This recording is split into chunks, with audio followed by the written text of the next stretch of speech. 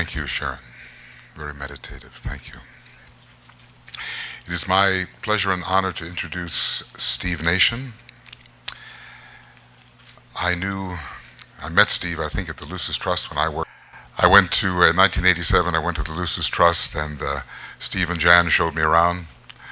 I was very appreciative of that. It was a beautiful experience. The thing, Steve is this ambassador of goodwill. That's what I've got to say about him. He seems to show up at all these conferences. Our conference, Lawson's conference in Christchurch, other conferences. I don't know. Steve is a peripatetic ambassador carrying this quality of kindness, loving kindness. We talked about the meaning of Maitreya, right? Maitreya, that's what it means, of loving kindness. This is the quality that I get from you, and we're always so happy when he brings that heart here and his deep understanding of the planetary process along the lines of love, goodwill, and the will to good. Okay, Steve. Okay, thank you.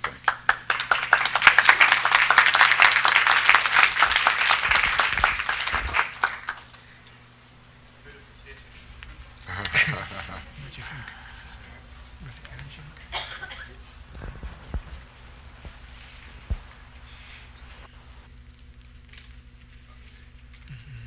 Not sure. It is going? No. Okay.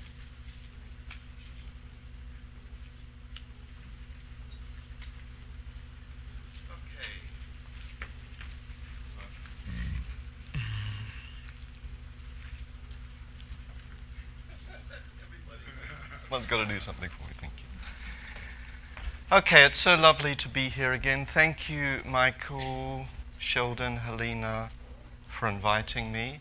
Thank you. These gatherings for all of us, I guess, one of the beautiful things is that together, we reflect together, we enjoy together, and we listen. Yesterday, I had the lovely thing of Stefan's workshop on fear. And it was such a wonderful experience. Just the way we did it, I found it so enjoyable, and it interests me a lot in terms of the way we think about humanity, was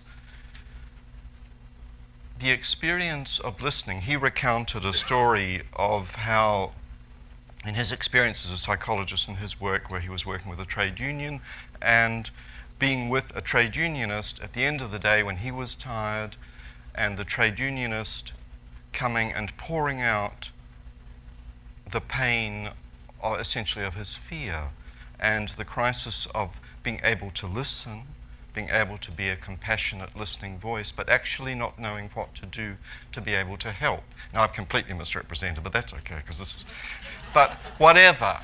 And then the workshop was about this process of deep listening that is actually dynamic and positive. So it's not just... It's truly using compassion, so it's not the way we usually think of compassion. And it occurred to me that in all these, when we come to conferences like this, any conference, in any tradition, that is where there's an element of honesty and where it's not just about words and the outer thing of the maps, but where people are brave enough to be honest with each other, because it's the whole experience of being here. What we're doing is we're learning as human beings to listen to humanity, to truly observe humanity, but to listen with the intuition. And in our little tradition, in the Alice Bailey tradition, what that means is that we're learning to listen to the voice of humanity and to something collective where we try to hear that sound as it is heard in the higher parts of hierarchy that are superhuman. We're part of hierarchy that is human, and there are those parts that are superhuman. And in a way, that's what I think a lot of work with the problems of humanity is about. So, living in the radiant heart of the coming one. I want to speak about how the vision of the reappearance of the Christ as presented by Alice Bailey relates to the Millennium Development Goals. 8 achievable goals ranging from halving extreme poverty to halting the spread of HIV/AIDS and providing universal primary education. All 191 member states of the United Nations. That's a good lot of words. All 191 member states of the United Nations. What that means is all of the nations, the countries in which our heart really feels when we get past nationalism, there is something about belonging to a country. I've lived a lot of my life away from the country where I was born in. And one's always thinking and working on planetary issues, and it always interested me how when I returned to my country, all the little cells, they loved it. I'd start to hear the Kiwi accent. And that's the essence. So when we speak of 191 member states of the United Nations, that's what we're talking about. These entities that are the nations to which we belong. So all 191 member states of the United Nations have pledged themselves to meet these goals by the year 2015. Millions of people of goodwill working through not-for-profits, charities, religious and voluntary associations, alongside businesses and corporations are involved in the same effort, and a popular movement fronted by such figures as Bono, Bob Geldof and Nelson Mandela is pressuring governments, reminding them to keep their promise and meet the goals by 2015. So that's what I'm going to be talking about as it relates to living in the radiant heart. And in conclusion, if there's time, I want to reflect a little on what it means to me to serve as an esotericist in response to global issues. There are many ways of being engaged in the Millennium Goals movement. So what is it that characterizes or defines an esoteric engagement? How is that different? It is specific. But these are not abstract issues we're discussing, ideas about the Christ and the coming one, and efforts to halve extreme poverty in the world and service as an esotericist. These are issues that reach right into the core of our being, touching those parts of us where our sense of purpose and meaning is shaped, where our sense of integrity lives, and where we find ourselves figuratively in the gaze of the Christ and warmed by the sacred fires of the heart. So if we're going to talk about these in any sense that's true and real, we need to do something. And so can we just pause for a moment to recollect briefly something of the inner dimension, the joyful seriousness, and the awesome mystery of the subject. And I suggest there's something that we did together last year that I enjoyed very much. Perhaps if you'd like to stand, but those of you who would find it difficult to stand for maybe a few minutes, then just do stay seated. You don't have to stand.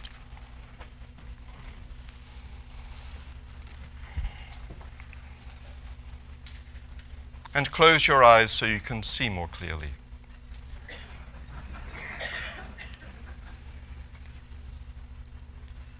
Please feel your feet standing easily and firmly on the floor. If you're sitting, feel your whole body sitting firmly and easily in the chair. Feel yourself to be grounded. Watch your breathing. Breathe quietly, rhythmically and steadily. And think about what it is to be a human being in a time of transition. For a moment, picture ahead of you with this clear sight you have, those you love. Perhaps one person, perhaps a group. See their face. Look into their eyes. Sense something of the qualities that they have and also their challenges and difficulties. In this inner world, when our eyes are closed, we have heightened sensitivities. Hear and feel their breath, the signature of life.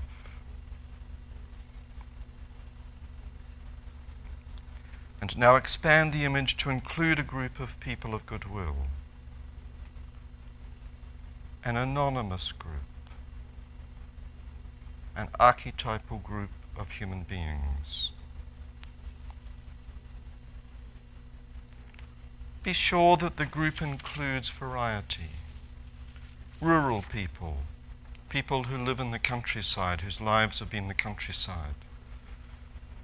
People from towns and cities, different generations, a mix of cultures and races.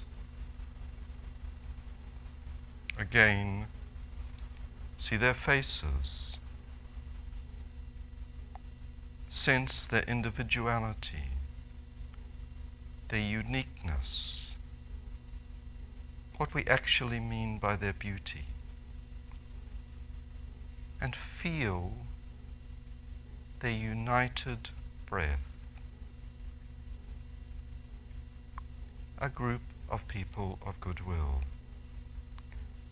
In each of these individuals, quietly try to sense something of the drama of the human experience, the struggle and conflict involved as vision of potential rubs up against remembered experience, against the impulse of desires and instincts, and as self encounters society.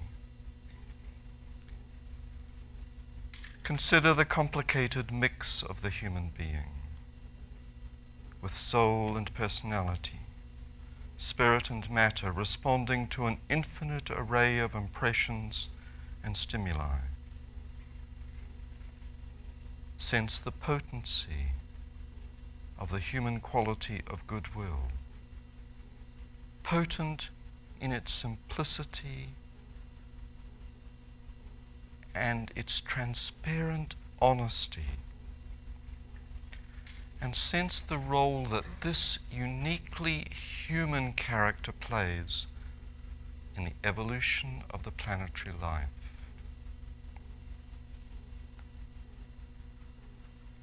Now consider the times in which we're living. Transition times.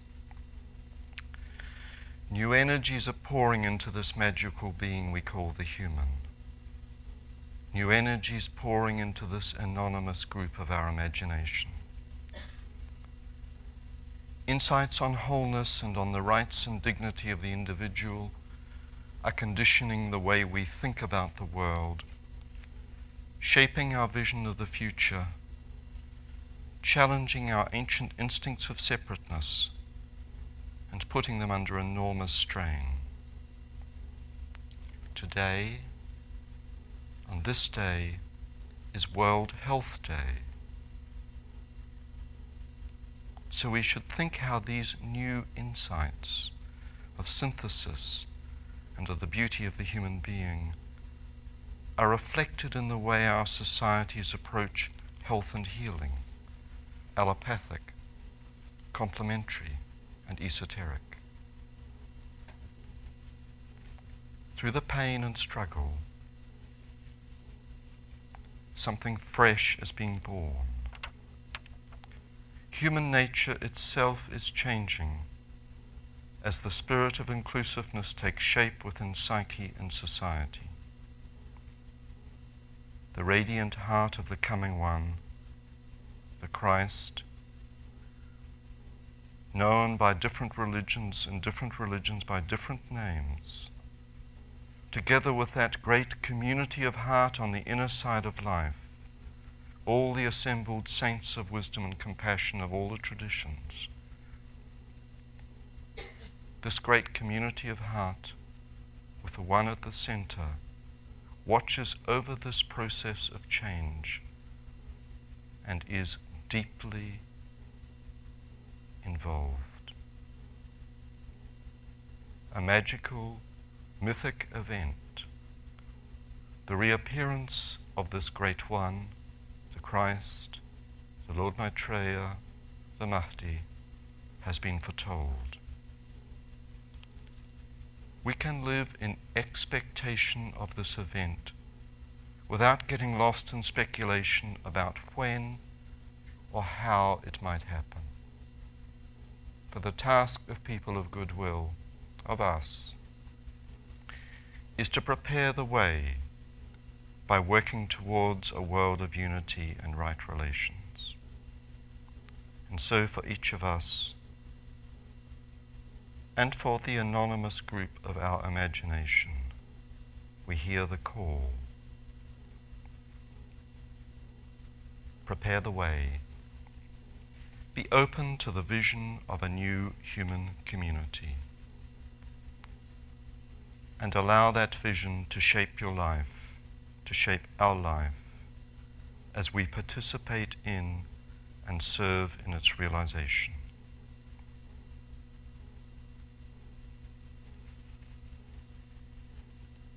So let's one quiet Om together.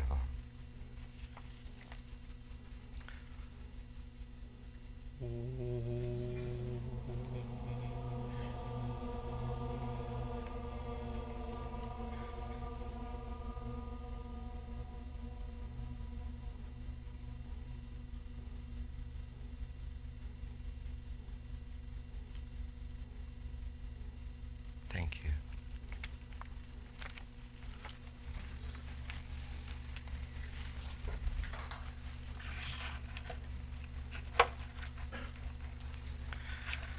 From the esoteric perspective, the challenge of the period since the end of the Second World War and the founding of the United Nations has been for human beings to take responsibility for pulling into embodied, living, social, political, and economic expressions the new revelation of wholeness and of the inherent sacredness of each individual.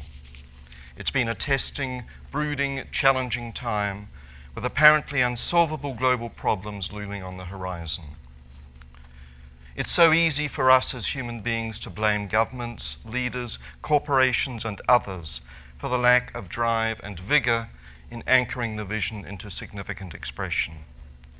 Yet a swell of popular common sense and public opinion has been building through the decades, and it's this that really matters.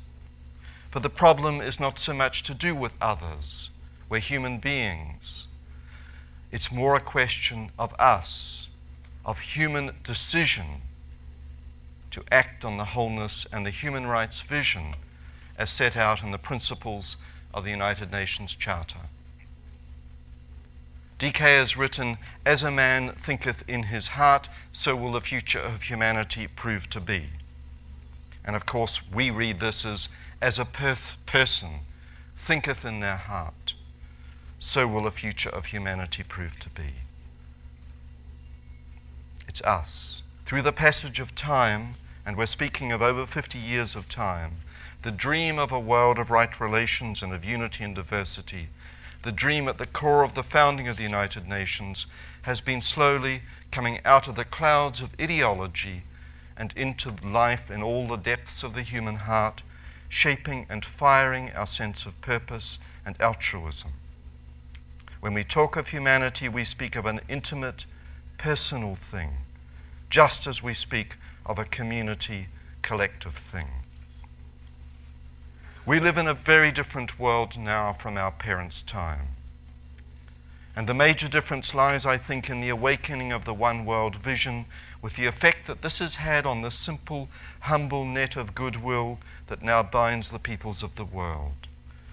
There is a global realization and a body of feeling which is sensitive to the community of pain, sorrow, anxiety, starvation, despair, and joy.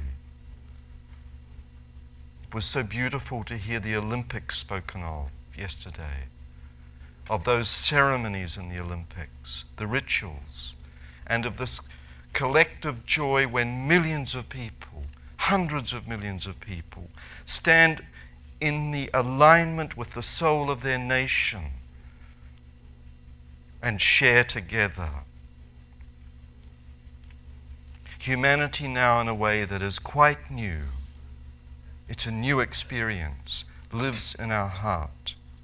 And a similar sense of affinity is emerging towards the other worlds of nature and of the earth itself. One can sense an affinity with the mother of the world, as Gordon said. This Indra's net of goodwill and the activity deriving from it is all the evidence we need that humanity is moving into the aura of the radiant heart of the coming one. The esoteric tradition speaks a great deal about the significance of planning, of setting a goal in consciousness or form, and of persistence in the treading of the path towards that goal. It speaks of the divine plan of love and light, not in mechanistic terms, but as an unfolding through the awakening expression of human free will, of the grand evolutionary possibility held in the mind of God. And this is a real living human experience. We're students of a particular teaching. One of the dangers with that is that we tend to think that we have the truth about the plan. In fact, if we do Stefan's activity and we stand and listen to humanity and we listen deeply, we hear this insight is a part of humanity. This insight comes from many, many faiths. It comes from many, many traditions. It's new and fresh. As a world group, disciples are those of every tradition who have a sensitivity to this evolutionary possibility and who live and work in such a way as to see that possibility become a factual expression in the physical plane. This is what discipleship is about. Human planning today, Alice Bailey has written, is one of the first indications of the emergence of the will aspect. It is the setting of a time boundary by the nations that humanity is. It is in the setting of a time boundary by the nations that humanity is learning to pull the vision down into the nitty-gritty realities of time and space. It's now clear that the planning emerging in the world in the 1940s had numerous flaws: idealistic, authoritarian, and unrealistic. The Millennium Goals bring the experience of planning at a local, national, and international level into the more realistic, hard-nosed, people-based, common-sense climate of the 21st century. And it's this that makes them of such significance in the reappearance process. This is a point that was brought home to me dramatically by a talk that Bruce Jenks, who's the Deputy Administrator of the United Nations Development Programme, gave at last year's main UN Conference for Civil Society. He spoke about the history of global efforts to eliminate poverty and to foster economic and social development. And what was amazing was he said that the 60s, 70s, and 80s were decades of the Cold War. And in that time, whatever governments said, whatever idealistic language they used, international aid essentially was designed with one overriding purpose, and that was to reward your allies and punish your enemies, because the world was divided between the red devil, depending on where you lived, between the communist world and the non-communist world. Aid was about winning your friends into either of those different worlds, and all of the areas of the developing world were the areas in which this game was played. In the 1990s, the whole world changed. The focus moved onto clear-cut development objectives. In other words, it wasn't then about language, about saying the right thing. It was about the true question: how on earth do we ensure basic health and education opportunities are available for all. How the hell can we empower women? So people were meeting all over the world at all sorts of levels and starting to speak with honesty and to think with honesty. This was what this UNDP man said.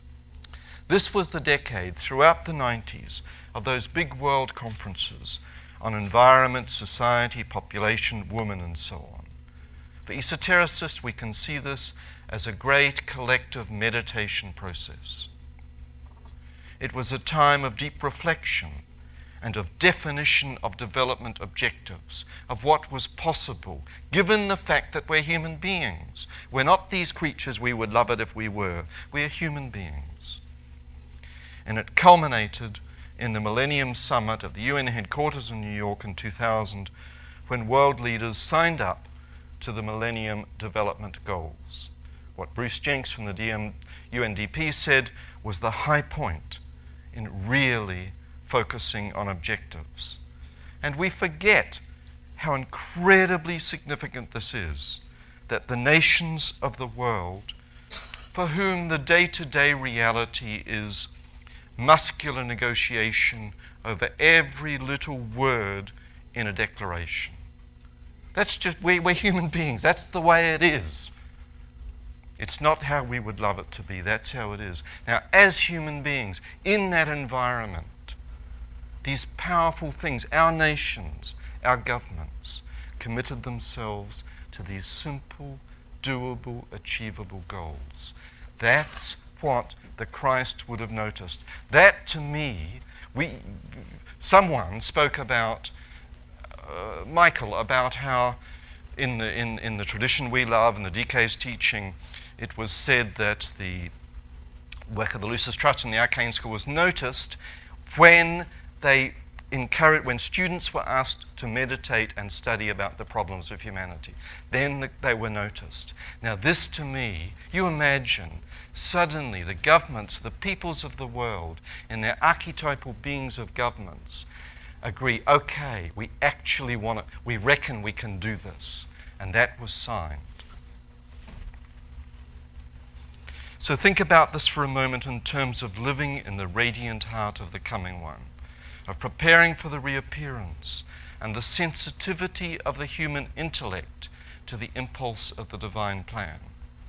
Think not just of governments, but of people's movements too, in planning to eradicate extreme poverty.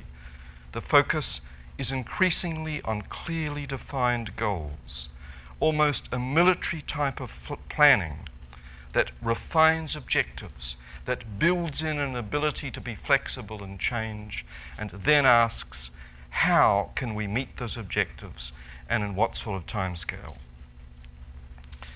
So what are these magical development goals for a new millennium? What is the mantra? There are 8 goals. Each goal has a brief, succinct statement, and we talk about synthesis. This is where we see synthesis, in the simplicity of these goals, in which one could speak to any single human being on earth, and the goals would be understandable and inspiring, which is why we need to know about them. There are 8 goals. Each has a brief, succinct statement, which is then fleshed out with a series of subsidiary goals that become more and more technical. And these subsidiary goals need to be met if the wider goal is to be achieved. Each of the subsidiary goals is to be reviewed. The structure is for the goals to be reviewed at every level, year by year, nation by nation. So there are reports. How are we doing? How did we do last year? How are we going in terms of meeting this objective, even down to the things about eliminating malaria and very detailed things. How are we going? Are we going to reach the goal? And the information, we live in a transparent age. We human beings have made it this way, so that now the reports of what our country, this being that is part of our cellular body, how it's going in meeting these goals, we as individuals can see the report, we can see how we're doing, and we can decide how it's going to affect our life.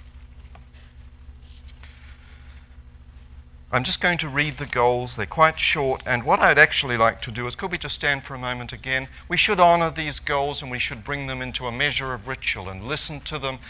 Take that listening deep and let the Christ hear it as we think of these goals. Goal 1, to eradicate extreme poverty and halve the proportion of people living on a less than $1 a day.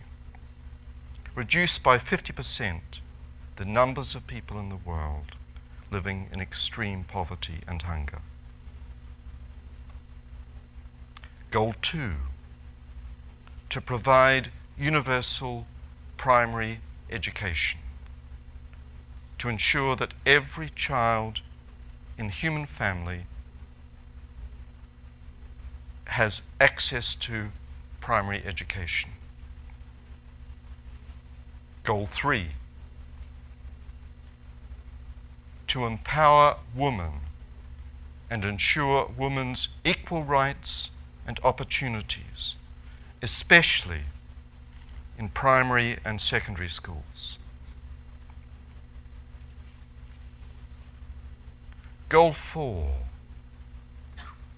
to reduce infant mortality by 2/3, the number of children who die through preventable causes, through causes that we could address so that those souls lived.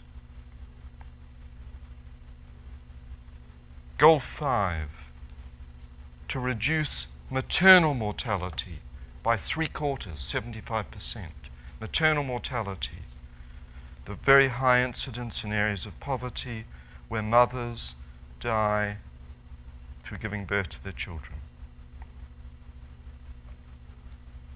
Goal 6, to halt Goal 6, remember today as World Health Day.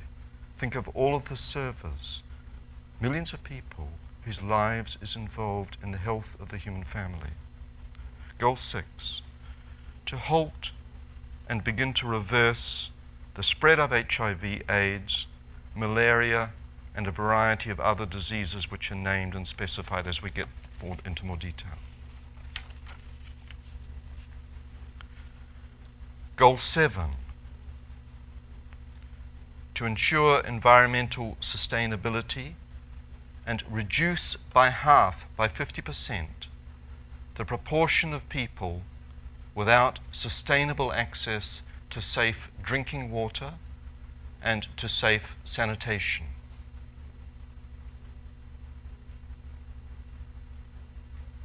Goal 8, to develop a global partnership for development, including targets for developed countries to remove barriers to the imports of goods from poorer countries, and for official development assistance, ODA, for aid from developed countries to increase to 0.7% of gross national income, 0.7% of the income for each country.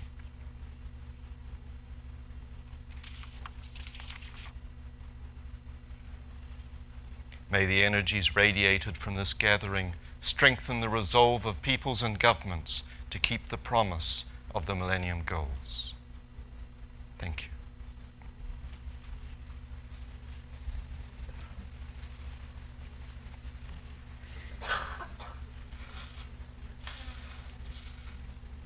Basically, the first 7 goals depend on action from the poorer countries. So they're big commitments from the poorer countries requiring a new and higher standard of governance, accountable to the people, and requiring those countries to take significant steps to deal with corruption and enforce the rule of law. Big commitments from countries where poverty means that whatever we say and believe, the countries are only becoming governable. They have almost been ungovernable through poverty. So the structures of governance are shady things, not fully developed. So the first 7 goals are big challenges for the developing countries. The 8th goal puts the responsibility on the developed nations, the economically developed nations, to assist poorer countries by improving the quality, the degree of targeting, and the quantity of aid, by resolving debt problems, and by ensuring a fairer international trading system. So success in achieving goals 1 to 7, the big challenges for the developing world, depend upon goal 8. That's the way it is. That's the context, the compact that governments agreed to. But, hang on. Does this chap here know what governments are like? They make these agreements, but it's all a play on words. Is there any government in the developing or the developed world that's really fired up by these goals and committed? For God's sake, get real. And I think it's looking at this question where the picture becomes really exciting. Because this is an honest question. That's a good question. And I believe it's here that we see humanity responding to the radiant heart of the coming one. Because the goals change the dynamics of the forces in humanity working for right relations, and they do so in a dramatic way, in an evolutionary, sort of lifting things to a new level way. 1. The goals and the pioneering thinking that has grown out of all of the global conferences of the 90s now make it crystal clear for anyone working with mind that we human beings have the ability to achieve these goals.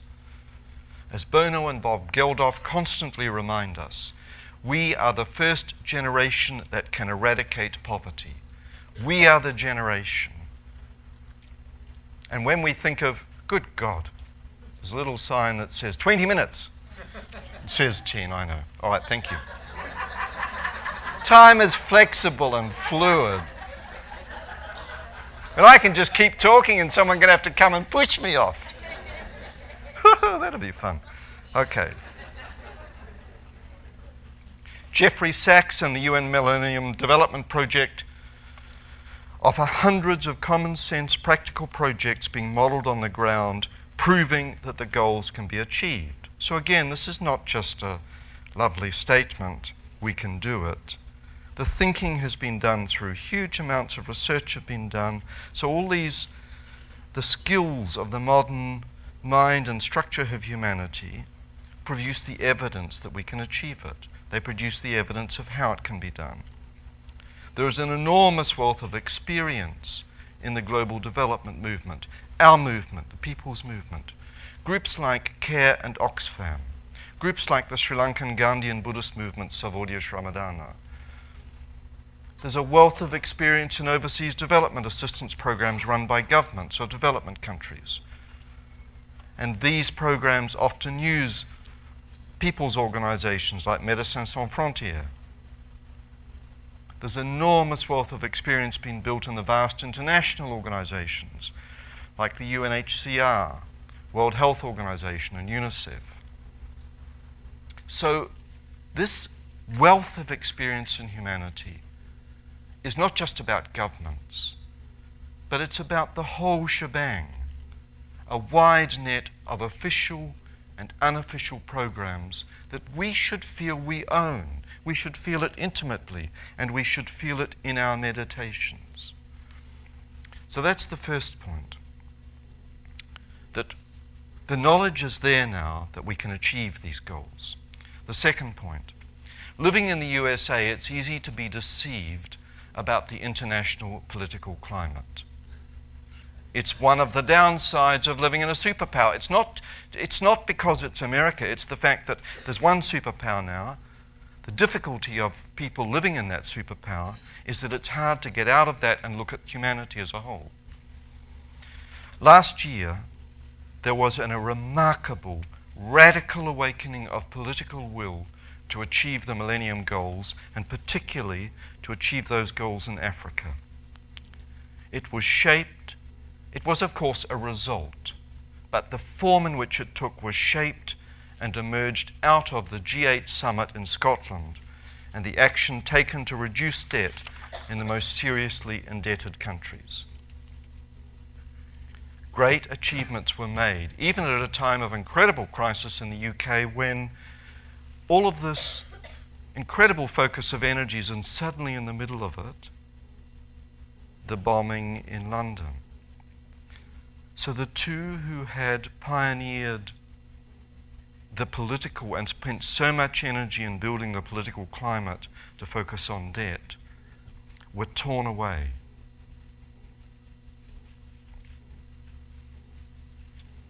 Gordon Brown, this is a statement he wrote just at the beginning of this year. British Chancellor of the Exchequer, but he's the one to take over from Tony Blair. In 2006 he wrote, "We will be judged not just on willing the Millennium Development Goals, but on delivering the resources to achieve them. All involved will have to prove that making poverty history is not just a passing fashion, but a commitment for our generation." So the political climate has changed because there are now significant governmental forces deeply sort of defining how they want to go down in history in terms of the achievement of these goals. Point number 3. This is not just about governments. It's about the relation between governments and us, their people. It's a total cop-out to blame governments. In nearly any discussion you have with any other human being you meet, the discussion is about them, they, whatever. It's a total, it's a glamour, it's fear, it's not taking responsibility. If sufficient numbers of people feel sufficiently concerned about the promises that their governments have made in the Millennium Declaration, they can and will exert a pressure that governments respond to. This is the way change happens. Popular movements led by organizations that so many of us are members of and support advocate, lobby, and pressure governments to act on the goals, as well as pioneering creative approaches to meeting the goals. Governments depend on this. If that power of people wasn't there, governments are responsive. They have elections. They have to win elections. You're a politician. You've got to use a bit of nous. So what people do makes an impact. It is the will of people like us who make the difference. Last year at the Civil Society Conference in the UN, Kofi Annan pleaded with civil society and grassroots organizations to pressure governments to keep the promises they'd made, to monitor progress at the country level, and to keep the pressure up. As he said, we, the UN, the governments, we need you. How else can we do this? The evidence of what can be achieved is in the Make Poverty History campaign. In the US, that campaign is known as ONE, the Campaign to Make Poverty History. Bono, Bob Geldof, and Nelson Mandela fronted the popular campaigns involving an unprecedented mobilization of people from every part of the world and a vast network of goodwill movements. There's never before been this World Service Intergroup amongst strong development movements working together, learning to cooperate to generate one human potency. The campaign symbol is this white band, which is a good talking point. And to be perfectly honest, I haven't been wearing it, and I thought I'd better wear it for this conference. But I will wear it from now on. The Live 8 concerts, which were held in different parts of the world, were, in Bob Geldof's words, like a steroid injection for the movement to achieve the goals. Bob Geldof, he's not so well known here as Bono. By God, he's such a character. He's such a beautiful embodiment of the human spirit of the rogue or the fool, the paddy with a hat on, he calls himself. His language is not what you'd call diplomatic language. But talk about the voice of this new will emerging. It comes through his mouth. Just for fun, it's worth reading stuff he's written. But then to see the fire in it is just beautiful. All right, I just want to, time is of the essence. I just want to move to what does it mean to be engaged in the Millennium Goals movement as an esotericist? What defines an esoteric engagement? This isn't a subject to be addressed quickly at the end of a talk. It's so easy to come up with glib answers because all the words are there for us, and it's easy to talk about words. Most things that are real are in fact a little messy, more about a process of becoming a little bit more free of glamour, realizing and accepting our inadequacies as esotericists, yet persisting in the practices that we know within ourselves to be effective. But even so, I want to speak briefly of what an esoteric engagement in the goals means to me. Essentially, it is to do with radiation and with working from inside out. Esoteric service is based on the role that focused group activities of mind and heart can play in shattering the glamours, imprisoning human consciousness, and affecting the mental environment, thereby making it more responsive to the mind that is in Christ. There are three aspects I want to mention briefly. First, meditation practices.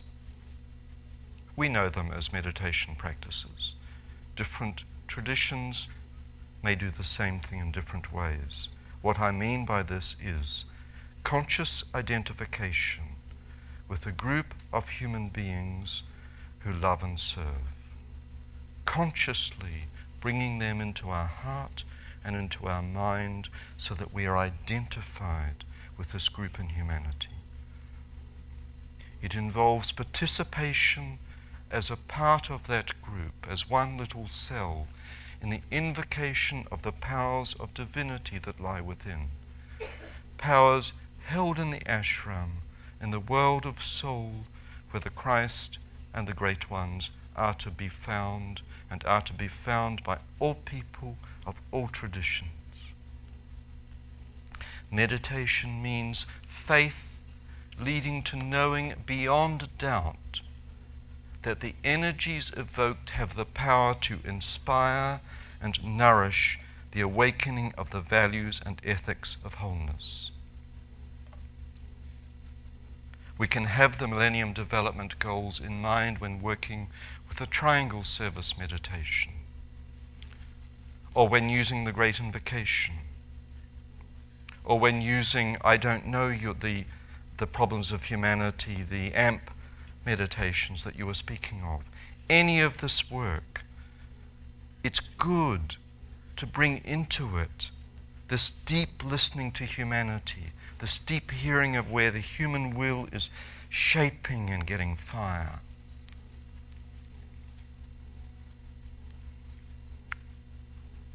And we'll make our own, but something like this affirmation. May the energies radiated from this gathering here, from this work I'm doing in meditation, may these energies strengthen the resolve of peoples and governments, including myself, to keep the promise of the Millennium Goals. A second aspect of an esoteric engagement in the Millennium Goals movement concerns the second of the three principles of esoteric work: meditation, study, service. We talk of magic. Now, at the heart of the Bailey teachings, the essence of magic is the practice of these three things: meditation, study, service. You do one, it has no magic. The magic comes in the synthesis of the three. And then all of us in our lives will know what this magic is. Study is a core esoteric approach to engagement. This involves what might traditionally be called a cosmological or theological study, thinking through how esoteric teachings, and whatever our tradition is, deepen our insight into the movement and what it represents in terms of the plan in love and light. That's important because that means when we think about, when we hear, when we watch television, when we read the newspapers, we are learning to listen to the mythological thing that's happening. And that gives us a lot of power. Esoteric study can deepen our understanding of the significance of the Millennium movement and make our engagement that much more useful to the ashram. How can we help? That's the question. It adds to the radiatory quality. Study also involves, so that's cosmological study, that's study of our esoteric traditions, whatever they are. But study also involves keeping informed about the movement, the goals, the challenges, the key thinkers. Nowadays, there's so much material available from an excellent range of websites that this isn't difficult, and it needn't involve being inundated with information. We can target our searches, and we can just dip in from time to time. But this is esoteric study. The third aspect of what it means to be engaged an esotericist in this movement is in some way to physically be a part of the campaign, to use symbolically have the feet involved. There are so many ways of physical engagement, from signing declarations and petitions, to telling our friends about aspects of the campaign that excite us, to sending funds. Without the follow-through, right, I've got it, into concrete practical action, no matter how apparently insignificant, the magic of esoteric engagement is lost. It becomes dualistic, mystical, and disembodied. There has to be some practical, concrete action for the magic and for the radiation to be real. Okay, that's it. There's some websites.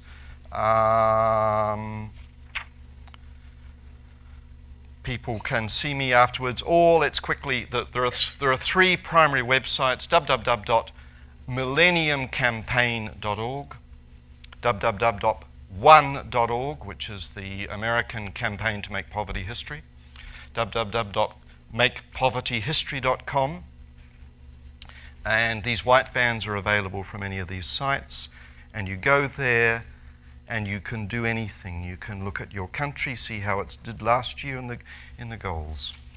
Okay, that's it.